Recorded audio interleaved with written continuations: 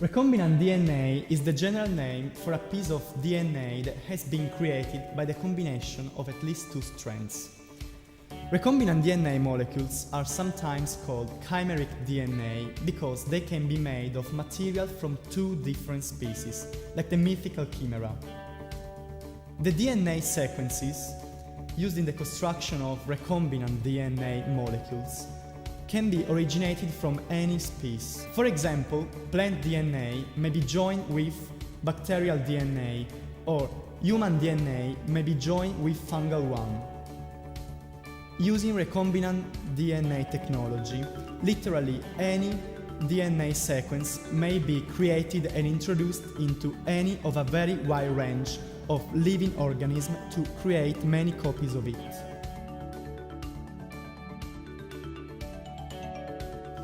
In standard cloning protocols, the cloning of any DNA fragment essentially includes 7 steps: choice of host organism and cloning vector, preparation of vector DNA, preparation of DNA to be cloned, creation of recombinant DNA, introduction of recombinant DNA into the host organism, selection of organisms containing recombinant DNA, and screening for clones with desired DNA insert and biological properties.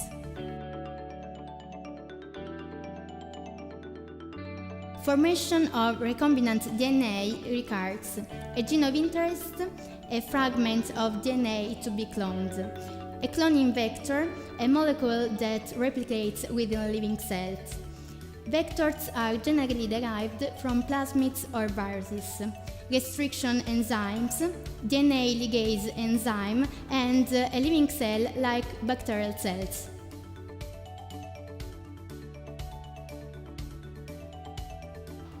I'm the gene of interest. I was cut and isolated from the DNA molecule of any species and have to be copied many times.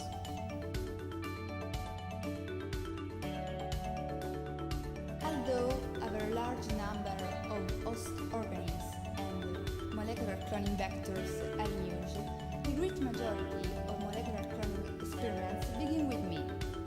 I'm a plasmid vector, a small DNA molecule within a cell which is physically separated from a chromosomal DNA and can replicate independently.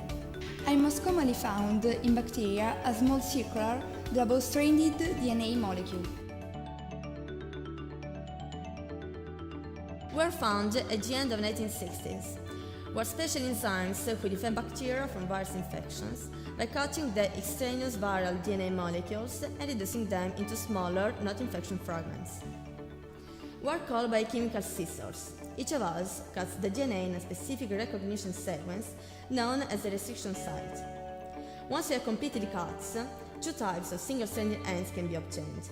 Blunt ends, when the two helices are interrupted in the center of the restriction site, and sticky ends, when the two helices are cut asymmetrically and the single-stranded DNA have a nucleotide base sequence complementary to that of the another strand, enabling the two strands to be connected by a base pairing. The cloning vector is treated with restriction in the nuclease to cleave the DNA at the site where foreign DNA will be inserted. The restriction enzyme is chosen in order to generate a particular configuration at the cleavage site that is compatible with the one at the extremities of DNA. Typically, this is done by cleaving the vector DNA and the foreign DNA with the same restriction enzyme, for example, EcoRI. During DNA replication, Okazaki fragments are joined together by me, the DNA ligase enzyme. For this reason, I am called the biological glue. The creation of recombinant DNA is in many ways the simple step of the molecular cloning process. DNA prepared from the vector and foreign source are simply mixed together at appropriate concentrations and exposed to me, that convalently link the ends together. Term ligation and produce a molecule of recombinant DNA that is then ready for the introduction into the host organism.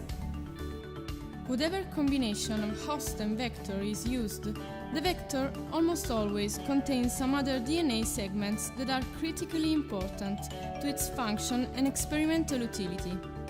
A DNA replication origin is necessary for the vector and its linked recombinant sequences to replicate inside the host organism, and also a reporter gene that can be used to screen for cells containing the foreign DNA. The DNA mixture, previously manipulated in vitro, is moved back into a living cell like me. I'm the host organism. I'm a bacteria able to take up and replicate DNA from a local environment. This process is called transformation, and cells like me that are in a physiological state such that they can take up DNA are said to be competent. Whichever method is used, the introduction of recombinant DNA into the chosen host organism is usually a low efficiency process. That is, only a small fraction of cells will actually take up DNA. When bacterial cells are used as host organism, the selectable marker is usually a gene called the reporter gene that, for example, confers a resistance to an antibiotic that would otherwise kill the cells, typically ampicillin. Cells harboring the plasmid will survive when exposed to the antibiotic, while those who have failed to take up the plasmid sequences will die. Total population of individual clones obtained in a molecular cloning experiment is often termed a DNA library. Molecular cloning provides scientists with an essentially unlimited quantity of any individual DNA fragments. This material can be used for a wide range of purposes, including those in both basic and applied biological science. One of the most important applications is the production of recombinant proteins. Obtaining the molecular clone of a gene can lead to the development of organisms that produce the protein product of the clone genes, called a recombinant protein.